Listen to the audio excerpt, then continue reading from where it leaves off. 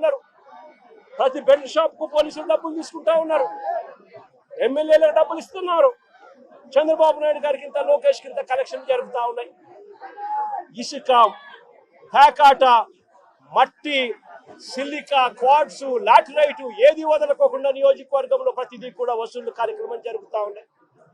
నేను అడుగుతా ఉన్నా, అసలు రాష్ట్రంలో ఇలాంటి పాలన జరిగేటప్పుడు పోలీసులను ఉపయోగించి యూనిఫామ్ తొడిగి వాళ్లను దొంగల ముఠాలో భాగస్థులుగా చేసి వాళ్ళను వాడుకొని రెడ్ బుక్ రాజ్యాంగం నడుపుతా ఉన్న ఈ రాష్ట్రంలో లా అండ్ ఆర్డర్ అనేది ఉందా అని చెప్పి నేను గట్టిగా ప్రశ్నిస్తూ అడుగుతా ఉన్నా.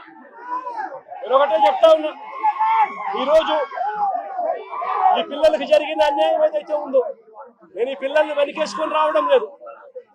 పిల్లలు అన్నాక వీళ్ళు వయసులో ఉన్నప్పుడు ఏదేదో కేసులు పడిండొచ్చు, గొడవలు జరిగిండొచ్చు, కేసులు పడిండొచ్చు, కేసులు ఉండిండొచ్చు. ఆ కేసుల్లో ఎవరిది న్యాయము, ఎవరిది ధర్మము అని చెప్పి నాకు తెలియదు. నేను దాన్ని వెనకేసుకొని రావడం లేదు. కానీ ఒక పద్ధతి అనేది ఒకటి ఉంది అనేది మాత్రం ఖచ్చితంగా చెప్తా ఉన్నా. ఆరోపణలు చేసే వ్యక్తులే జడ్జిల కింద మారిపోకూడదు అని మాత్రం గట్టిగా చెప్తా ఉన్నా. ఆరోపణలు చేయడం మీద ఆరోపణలు మీరు చేసినప్పుడు జడ్జిలుగా ఉన్న కోర్టులు ఇరువైపులా వాదనలు విన్న తర్వాత ఎవరిది అన్యాయము, ఎవరిది న్యాయము అని చెప్పి వాళ్ళు కోర్టుల్లో తీర్పులు ఇస్తారు. ఆ తీర్పు ఇచ్చేదాకా కేసులున్న ప్రతి ఒక్కరూ ముద్దాయి అయిపోడు అన్నది మాత్రం ఖచ్చితంగా గట్టిగా చెప్తా ఉన్నా. అలా కేసులు గతంలో ఉన్నాయి అని చెప్పి ఒక కారణం చూపించి నడురోడ్డు మీద తీసుకొని వచ్చి నడురోడ్డు మీద వాళ్ళ కుటుంబాన్ని, వాళ్ళ పరువు ప్రతిష్టలను, వాళ్ళందరినీ కూడా కరువు ప్రతిష్టలను మట్టి కలుపుతూ నడురోడ్డు మీద వాళ్ళని కొట్టే అధికారం పోలీసులకు ఎవరిచ్చారు అని మాత్రం గట్టిగా ప్రశ్నిస్తూ అడుగుతా ఉన్నా. ఇప్పుడు ఈ పాప పెళ్లి కావాల్సిన పాప, ఈ పాప ఇంజనీర్, ఇదే కుటుంబంలో ఉంది. వీళ్ళ కుటుంబానికి సంబంధించిన పరువు ఎవరు తీసుకొని ఇస్తారు అని చెప్పి నేను అడుగుతా ఉన్నా. ఈ రకంగా వీళ్ళ కుటుంబాలతో ఆడుకోవడం ధర్మమేనా అని మాత్రం ఖచ్చితంగా అడుగుతా ఉన్నా. రాకేష్ చెల్లెలు engineer, Victor junior advocate, Victor చెల్లెలు కూడా ఇంజనీర్, విక్టర్ వాళ్ళ నాన్న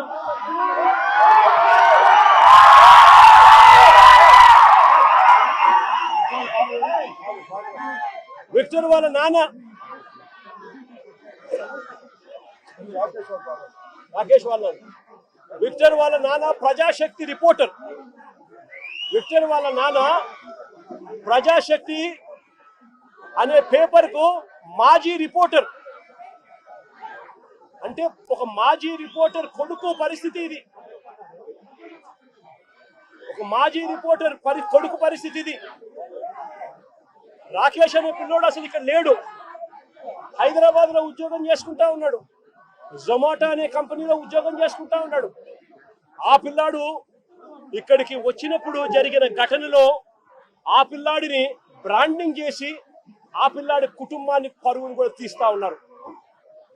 ధర్మమేనా అన్నది ప్రతి ఒక్కరూ కూడా ఆలోచన చేయమని కోరుతా ఉన్నారు. లా అండ్ ఆర్డర్ పూర్తిగా కుప్పకూలిన పరిస్థితుల మధ్య చంద్రబాబు నాయుడు గారి ప్రభుత్వంలో ప్రతి వ్యవస్థ నీరుగారిన పరిస్థితుల మధ్య స్కూళ్లు దిగజారిపోయాయి. పిల్లలకు ఇవ్వాల్సిన ఫీజు రీయింబర్స్మెంట్ బకాయిలు ఇవ్వడం లేదు. సంవత్సరం దాటిపోయింది, స్కూళ్లు పట్టించుకోవడం లేదు. విద్యారంగం పూర్తిగా నాశనం అయిపోయింది. వైద్య రంగం పూర్తిగా దివాలా తీసింది. నెట్వర్క్ హాస్పిటల్ కు నెలకు 300 కోట్ల రూపాయలు ఖర్చు అవుతుంది. 12 నెలలు అయిపోయింది. 12 నెలల నుండి 3,600 కోట్ల రూపాయలు పైచిలకు వాళ్ళకి బకాయిలు ఉన్నారు. ఏ పేదవాడు నెట్వర్క్ హాస్పిటల్లో ఆరోగ్యశ్రీ సేవలు ఉచితంగా అందుకునే పరిస్థితిలో లేడు. మరోవైపు వ్యవసాయం దిగజారిపోయింది. ఏ పంటకు గిట్టుబాటు ధరలు రాని పరిస్థితి. రైతులకు పెట్టుబడి సహాయం లేదు. రైతులకు ఉచిత పంటల బీమా లేదు. ఈ క్రాప్ నాశనం అయిపోయింది. ఆర్బీకేలు నిర్వీర్యం అయిపోయినాయి. సమయానికే ఇవ్వాల్సిన ఇన్పుట్ సబ్సిడీలు రాని పరిస్థితి. ఇంత దారుణంగా రైతు పరిస్థితి ఉన్నారు. మరోవైపున లా అండ్ ఆర్డర్ పూర్తిగా గాలికి ఎగిరిపోయిన పరిస్థితులు. వీటి అన్నిటి మధ్య మా ప్రభుత్వం గతంలో అమలు చేస్తా ఉన్న పథకాలన్నీ రద్దు చేశారు.